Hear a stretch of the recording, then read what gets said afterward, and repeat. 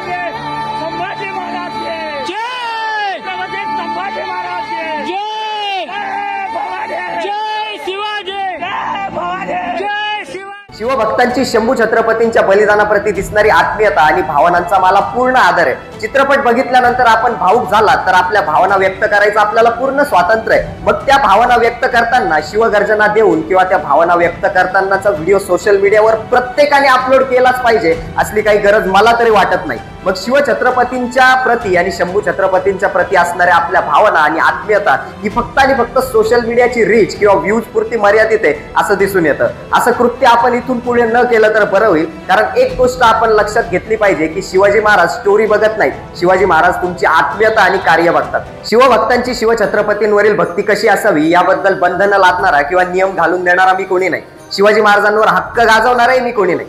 शिवछत्रपती सर्वांचेच आहेत। हा व्हिडिओ बघताना काहींची धारणा अशी होत असेल की आपणच आपल्या माणसांचे पाय खेचतोय किंवा शिवछत्रपतींची शिवगर्जना दिल्याने प्रॉब्लेम काय झाला, पण याबद्दल आपण एक उदाहरणातून समजून घेऊयात की गणेशोत्सवात गणपतीची आरती सर्वत्र म्हणण्यात येते, त्यावेळेला गणपतीच्या आरतीतले दोन शब्द चुकतात। त्यातला एक शब्द म्हणजे फळीवर वंदना आणि दुसरा शब्द म्हणजे वाटपाहे सजना। हे दोन शब्द जरी गणपतीच्या आरतीतले चुकले तरी आपण त्याचा सोशल मीडियावर बाऊ करतो आणि असं सांगतो की गणपतीची पवित्र आरती ही बरोबर म्हणण्यात यावी। मग गणपतीची आरती जर पवित्र असेल तर शिवछत्रपतींच्या व्यक्तिमत्वाचे वर्णन करणारी ही पवित्र अशी शिवगर्जना थिएटर मध्ये चिरक्या आवाजात किंवा जनावराप्रमाणे ओरडून देण्यात येते, याबद्दल आपल्याला काहीच वाटत नाही का?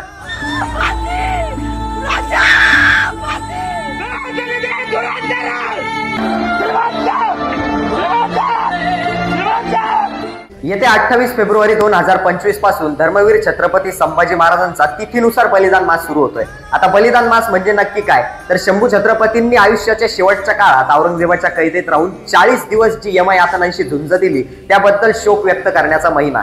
या महिन्यात हिंदू बांधव अनेक पथ्य पाळत असतात, ते काय ते आपण या व्हिडिओच्या अंती बघूयात। परंतु याबद्दल आणखीन एक गोष्ट सांगावीशी वाटते, ती म्हणजे अशी की बलिदान मास सुरू झाला की अनेक शिवभक्त एकमेकांचं बघून सोशल मीडियावरती असे व्हिडिओ टाकतात की त्या ठिकाणी शिवछत्रपतींची किंवा शंभू छत्रपतींची प्रतिमा ठेवून त्यासमोर धाय मोकलून रडत असतात। हे तुम्हाला कितपत पटतंय हे मला माहित नाही, परंतु याबद्दल माझं तरी मत असं आहे की संभाजी महाराजांनी जे 40 दिवस यमयातना सहन करून बलिदान दिलं ते रडण्यासाठी नाही तर लढण्यासाठी दिलेलं आहे। याबद्दल श्री संभाजी सूर्यहृदय यामधला पहिला श्लोकच आपल्याला सांगतो, मृत्यू सही न डरले मनी धर्मवीर, फुटले स्वनेत्र तुटली जरी जीवशिर, दुर्दांत दाहक ज्वलंत समाज व्हावा, म्हणून उरात धरूया शिवसिंह छावा।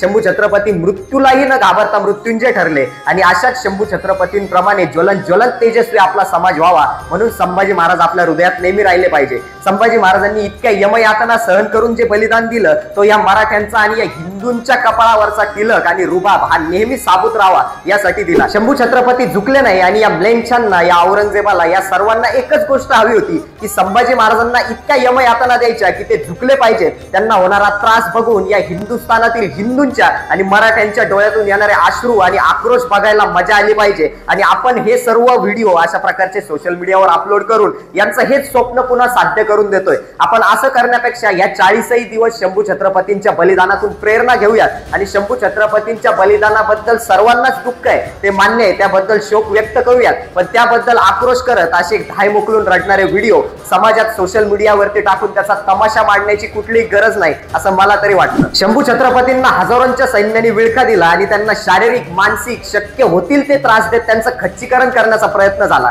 त्यांना उंटावर बसवण्यात आलं, त्यांना तलवारीने टोचण्यात आलं, कुणी त्यांना दगड मारली तर त्यांचं शक्य होतील तो अपमान करण्याचा प्रयत्न झाला। कुणी सिंह साखळ दंडात, भोवती कळप लांडग्यांचा आणि म्लेंच्या सागरात निर्भीड शंभू बच्चा मर्द मराठ्याचा, या हजारोंच्या म्लेंच्या सागरात एकटा हिंदू राजा होता, त्याला शक्य होईल तो त्रास देण्यात आला आणि त्याचा रुबाब झुकवण्याचा प्रयत्न करण्यात आला। पण आपलं रसायन असं होतं की ते काहीही केल्या कुणाच्या बापाला घाबरलं नाही। शंभू छत्रपतींच्या याच बलिदानाचा रुबाब आणि शंभू छत्रपतींच्या याच शौर्याचा रुबाब राखला गेला पाहिजे। म्हणूनच आपण हा बलिदान मास पाळत सोशल मीडियावरती रडके व्हिडिओ न टाकता शंभू छत्रपतींच्या बलिदानाला जी खरी आदरांजली ठरेल ती म्हणजे आपल्या हिंदू बांधवांचं हृदय शंभू छत्रपतींप्रमाणे ज्वलंत तेजस्वी करण्यासाठी त्यांच्यामध्ये शंभू छत्रपतींचं धर्मरक्षण आणि त्यांचं शौर्य रुजवलं पाहिजे। जय भवानी, जय शिवराय।